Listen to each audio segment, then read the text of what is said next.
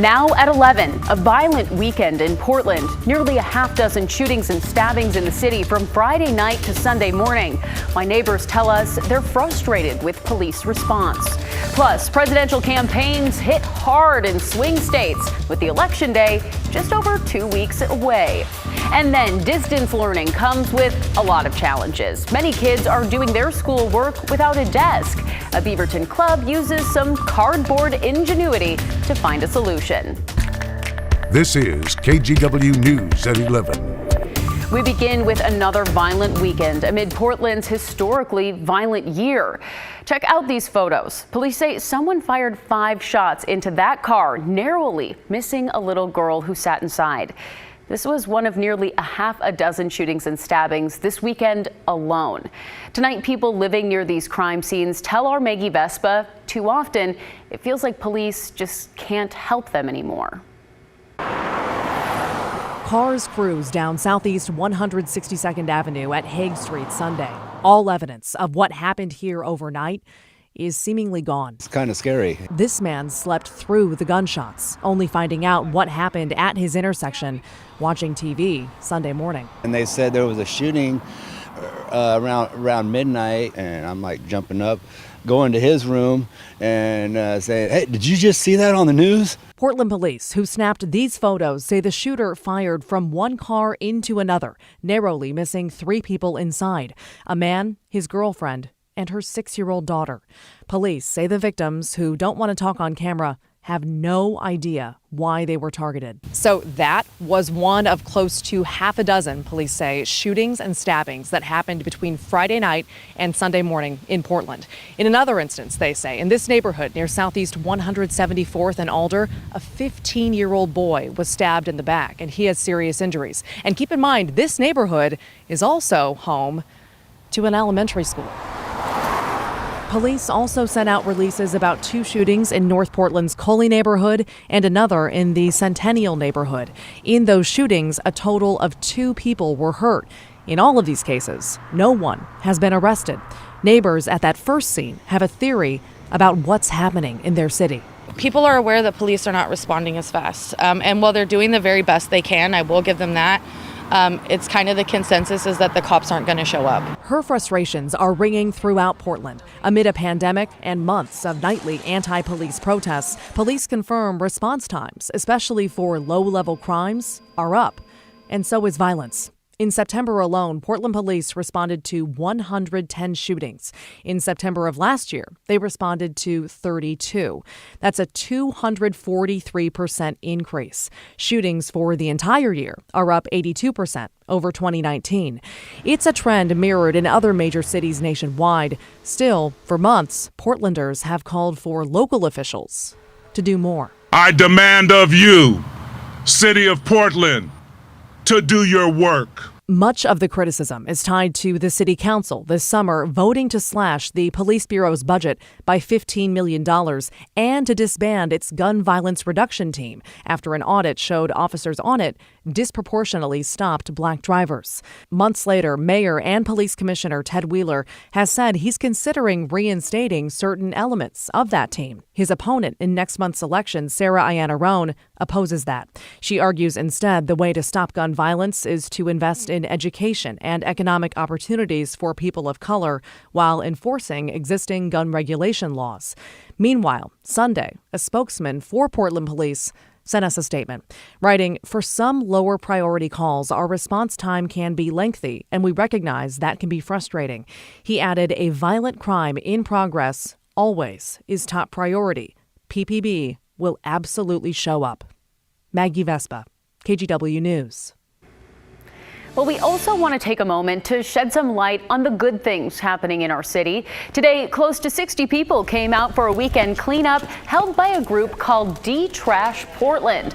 They started at Buckman Elementary in Southeast Portland and picked up trash for blocks. Organizers say the pandemic, the wildfires, and other big events in 2020 have been so jarring. Volunteering for something simple like this is therapeutic. there's so many problems, like you mentioned, that people don't know how they can control. But if you see a piece of trash, you pick up that piece of trash. That's the tangible difference that you made there. And then times that by what you can do in 2 hours, how many thousands of pieces of trash that 60 people can basically pick up today. I am realistically expecting us to pick up 500 pounds of trash.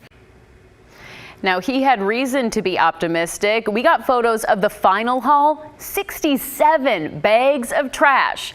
D-Trash Portland holds outdoor cleanups every weekend, and you can find more information at kgw.com. Turning now to the coronavirus, Oregon's concerning upward trend in cases continued today. There were no additional deaths, but the Oregon Health Authority did report 220 new infections. That brings the statewide total of known infections to more than 39,500. Health officials worry daily case numbers could skyrocket in the coming weeks if Oregonians don't take precautions. The virus is surging across the country, too, with almost all states seeing an increase in cases. Since the beginning of the pandemic, there's now been more than 8.1 million cases nationwide. Well, with just over 2 weeks to go until Election Day, both presidential candidates are campaigning hard in swing states. Joe Biden is in North Carolina, while President Trump is in Nevada. The president under fire for what he said at a Michigan rally Saturday night, again attacking the governor 10 days after a plot to kidnap and possibly kill her was foiled. NBC's Jennifer Johnson reports.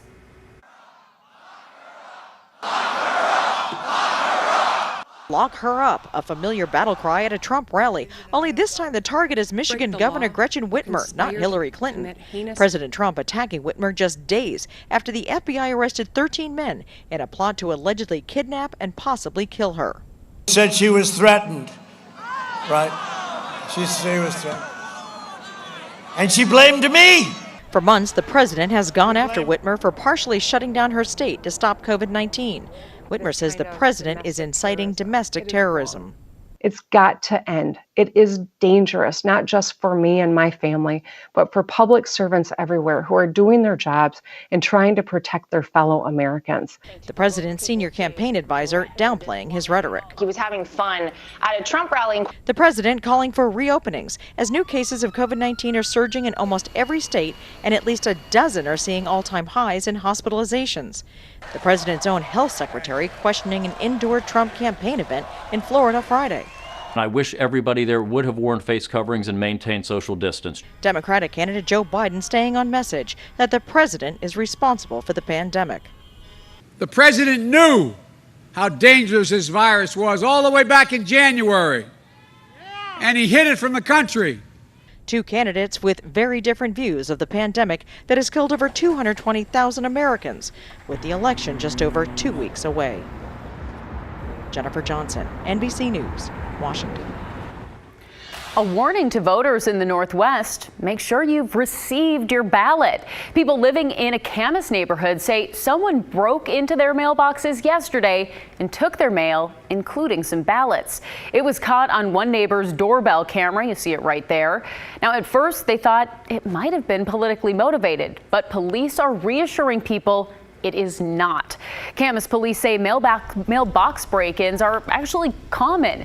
In this case, the thief was said to be going after credit cards, medicine, and other items, not ballots. At some mailbox, the thief didn't even take them. It did make me feel sort of better, not real great about my mail, because we went on a walk around the neighborhood and we just saw how many mailboxes were targeted. And we don't know what else was taken out of our mailbox. So we're really thankful that our ballots were found and returned, but we're a little concerned. We don't know what else was taken.